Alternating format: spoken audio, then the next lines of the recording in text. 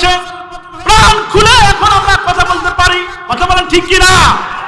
সুতরাং পূর্বের কথা কেন আল্লাহ তাআলা স্বৈরাচারদেরকে ক্ষমতায় রাখে না সেটা আমাদের জানার দরকার আছে না নাই?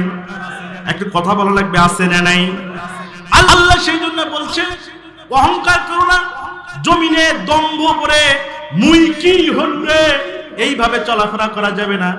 এইভাবে যদি চলাফেরা করো, আমার আল্লাহ তাআলা বলেন এই অহংকারের কারণে তোর মতো শয়তানকে ক্ষমতা থেকে নামায় দিতে আমার 1 সেকেন্ড সময় লাগবে না। চিৎকার মেরে বলেন আল্লাহু আকবার। আমার ভাইরা, বাদশা সাজ্জাদের কথা আপনারা জানেন না? বাদশা সাজ্জাদের ঘটনা শুনেন নাই? আমার বন্ধুগণ, বাদশা সাজ্জাদ ইতিহাস লেখা আছে এরকম, হযরত আজরাইল সাল্লামকে জিজ্ঞেস করেছিলেন, ও আজরাইল, তোমার কি কোনো বান্দার জান কবজ করতে কষ্ট হয় না? আজরাইল সাল্লাম বলছেন, হ্যাঁ, 2টা লোকের জান কবজ করতে আমার খুব কষ্ট হয়েছিল। কয়টা লোকের? একটু জোরে বলেন, কয়টা? 2টা। বলল কার কার? বলো। বলল রব্বুল আলামিন শুনেন, বিশাল মরুভূমির প্রান্তরে মা বাবা সহ ওই বিশাল স্রোতের ভিতরে, নদীর মধ্যে ওই মা বাবা নৌকার ভিতরে ঢুকে নৌকাতে চড়ে ওই সমুদ্র পার হওয়ার সময় হঠাৎ করে মায়ের পেটে বাচ্চা ছিল, ওই বাচ্চাটা ডেলিভারি হয়ে গেল। কি হলো? ডেলিভারি হয়ে গেল। ডেলিভারি হওয়ার সাথে সাথে আমার কানে এসে পৌঁছল, ওর মা বাবাকে দুনিয়া থেকে শেষ করে দাও। রব্বুল আলামিন ওই সময় আমার চোখে পানি এসেছিল, কেবল সন্তানটা জন্মগ্রহণ করলো দুনিয়ার বুকে আর তাকে শেষ করে দেব, তাহলে এই বাচ্চাটার হবে কি? রব্বুল আলামিন সেই দিন আমার একটু কষ্ট হয়েছিল, সাথে সাথে তার মা বাবাকে থেকে দুনিয়ায় আমি তাকে শেষ রুহু থেকে নিয়ে এসেছিলাম, সন্তানটাকে ওখানে রেখে চলে এসেছিলাম। তারপরে আর একটা কার বলল, আর একটা হলো এই পৃথিবীতে যে জান্নাত বানিয়েছিল তার নাম হলো সাজ্জাদ। কি নাম? একটু জোরে বলেন, কি নাম? আমার ভাইরা বলল, তার কি হয়েছিল? সে বলল তার হয়েছিল, সেই দুনিয়ায় জান্নাত বানায়েছিল কিন্তু জান্নাতে প্রবেশ করতে পারে নাই, আমি তাকে খতম করে দিয়ে এসেছিলাম। ওই বাদশা সাজ্জাদের ঘটনা হলো এরকম, মানুষ যখন তাকে দ্বীনের দাওয়াত দিল, আলেমরা যখন তার কাছে যায় যে আপনি ইসলাম গ্রহণ করেন, আল্লাহকে মানেন, তার হাবিবকে মানেন, বাদশা সাজ্জাদ বলে এগুলো মানে আমার লাভ কি? বলল যে আপনি যদি এগুলো মানতে পারেন তাহলে জান্নাত পাবেন, না হলে জাহান্নামে চলে যাবেন। বলল যদি জান্নাতের মধ্যে কি কি পাওয়া যাবে? একটু জোরে বলেন না মারহাবা। একটু জোরে বলেন না মারহাবা। জান্নাতের মধ্যে কি কি পাওয়া যাবে? বলল জান্নাতের মধ্যে পাওয়া যাবে হলো নারী। নারীর মধ্যে আমাদের আকর্ষণ আছে না নাই? একটু জোরে বলেন না, আছে না নাই? বলল কি রকম নারী পাওয়া যাবে? বললেন নারী পাওয়া যাবে এমন হবে, তার মাথাটা থাকবে চিকন, বুকটা থাকবে উঁচা, আর পিছনটা থাকবে একটু চওড়া। এইরকম সুন্দর সুন্দর রমণী জান্নাতের ময়দানে পাওয়া যাবে। একটু চিৎকার মেরে বলেন না সুবহানাল্লাহ।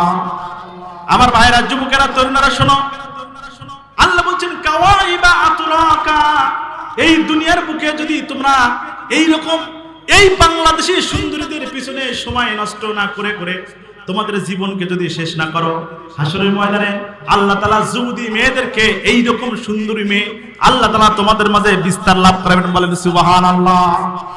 একটা নয়, 2টা নয়, 70টা করে হুর পরি আপনার হাতে আসে, শুধু দেখা করতে থাকবে।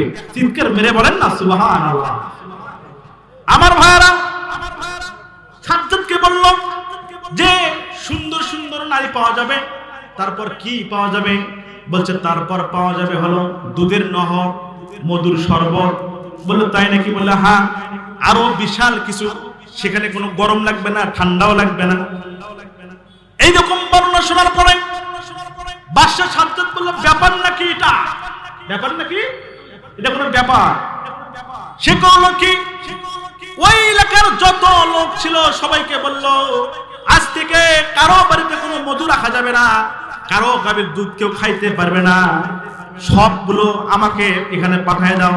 লোকজন লাগাই দিল, জান্নাত বানানোর ব্যবস্থা করলো। একটু জোরে বলেন না নাউজুবিল্লাহ।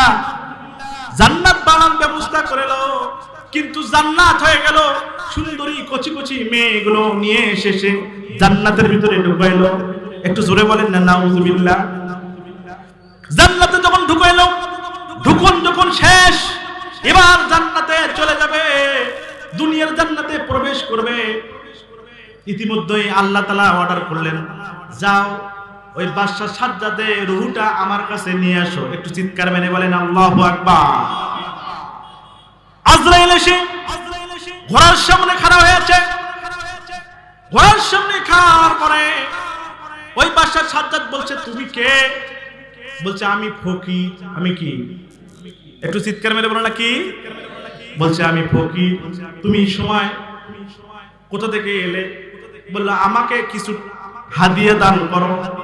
কি করো? বলছে, কিছু হাদিয়া আমাকে দাও। বাদশা সাজ্জাদ রাগ হয়ে গেছে, আসার আর সময় পেলি না, আমি এখন যাব জান্নাতে, আর এখন নিয়ে এসেছি হাদিয়া দিতে। সর, সামনে থেকে সরে যা, কোনো সময় নেই, সামনে থেকে সর। আজরাইল সাল্লাম সামনে থেকে সরে গিয়েছে, এবার জায়গা মতো যায় হাজির হয়েছে। একটু চিৎকার মেরে বলেন আল্লাহু আকবার। জায়গা মতো যা হাজির হয়েছে। হাজির হওয়ার পরে এক পা ঘোড়ার ভিতরে আর এক পা জান্নাতের গেটে।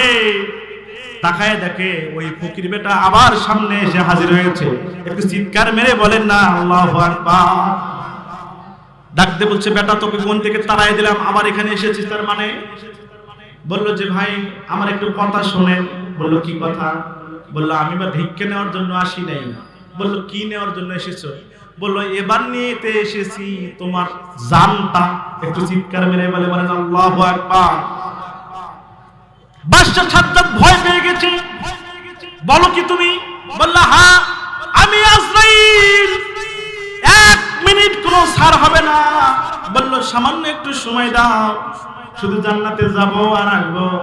বললো যে, কিছুক্ষণ আগে তোমার কাছেও গিয়েছিলাম, একটু সময় দাও। আপনি বললেন সময় নাই, সুতরাং 1 সেকেন্ড সময় দেওয়ার টাইম নাই।